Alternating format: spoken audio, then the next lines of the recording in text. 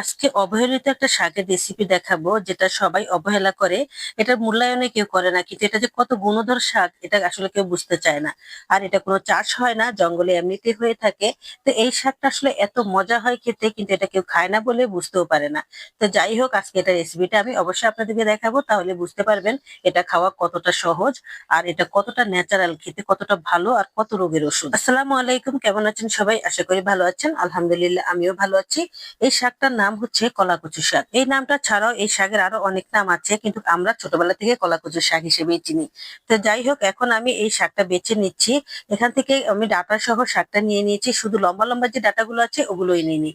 আর এই লম্বা ডাটাটা না নিয়ে এই যে মাথার যে বটু ডাটাটা আছে এটা সবসময় নিবেন। আর এই শাকের মাথার সরু অংশটাও কিন্তু নরম থাকে, ওটাও নিতে পারেন। এই শাকটা আসলে এমনই একটা শাক যেটা রান্না করলে তেমন একটা মজা লাগে না খেতে, এই জন্য হয়তোবা অনেকে এই শাকটা তেমন একটা পছন্দ করেন না। কিন্তু এটা রান্নার প্রসেসিংটা যদি একটু ডিফারেন্স হয় তাহলে কিন্তু খেতে অনেক ভালো লাগে। আর বাচ্চারা চেটে পুটে খাবে, বিশেষ করে বাচ্চা বলেন বড় বলেন, সবার জন্যই এই শাকটা শরীরের জন্য অনেক উপকার। আমি যখন এই শাকটা কুচু কুচু করে কেটে নিয়েছি তখন কিন্তু দলা পাকিয়েছিল। হাত দিয়ে এভাবে দলা ছুটিয়ে দিবেন, তাহলে এই শাকটা ভাজি করলে খুবই ভালো লাগবে। আর যদি হাত দিয়ে দলা না ছুটিয়ে দেন তাহলে দেখবেন ভাজির পর এটা দলা দলা হয়ে যাচ্ছে, একটার সাথে একটা লেগে থাকলে আর সহজে ছুটতে চায় না। তো যাই হোক, আমি সবগুলো শাকই এভাবে কুচু কুচু করে কেটে নিয়েছি। আর এই শাকটা ভাজি করতে গেলে অনেকেই আছেন যে এমনিতে ভাজি করে খেয়ে নেন। এমনিতে ভাজি করলে সবার জন্যই ভালো, কিন্তু বাচ্চারা একদমই খেতে চায় না।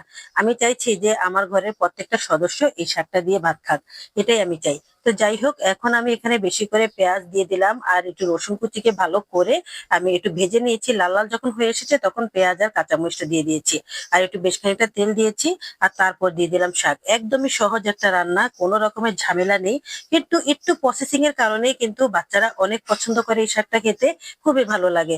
আর এটা অনেক ন্যাচারাল একটা শাক, এই শাকে কোনো রকম প্রিজারভেটিভ নেই, কোনো রকম মেডিসিন নেই।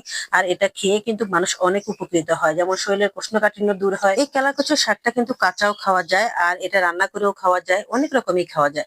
তো যাই হোক, আজকে যেভাবে আমি রান্না করছি এভাবে যদি রান্না করেন তাহলে বড় বাচ্চা সবাই পছন্দ করবে। এটা আমি হালকা আছে একটু করে ভেজে নিয়েছি, তারপর একটু লবণ দিয়ে দিলাম। বাস, এই সবুজ কালার থাকা অবস্থায় এটা নামাতে হবে। তার আগে আরেকটা কাজ করতে হবে, এই কাজটা করলে বাচ্চারা বেশি পছন্দ করবে। এই তো একটা ডিম ভেঙে দিয়ে দিলাম। শরীরের উপকারী অনেক খাবার আছে যেগুলো বাচ্চারা একদমই খেতে চায় না, স্বাদ লাগে না বলে। তার জন্য এই খাবারগুলোকে একটু প্রসেসিং করে খাওয়ালেই কিন্তু বাচ্চারা খায়। তো যাই হোক, এই তো ডিমটা দিয়ে আমি সাথে সাথে লেড়ে দিচ্ছি, কারণ ডিমটা যেহেতু পাতার সাথে লেগে লেগে থাকে, তাহলে ভালো লাগবে খেতে। তো এখানে পেঁয়াজ কাঁচামরিচ কিন্তু একটু বেশি করে দিতে হবে, তাহলেই শাকটা বেশি মজা হয়। যাই হোক, এখন এই তো আড়া কাঁচা থাকা অবস্থায়, মানে পুরোপুরি সিদ্ধ করিনি, আড়া কাঁচা থাকা অবস্থায় আমি এটা নামিয়ে ফেলবো, আর রান্না করব না।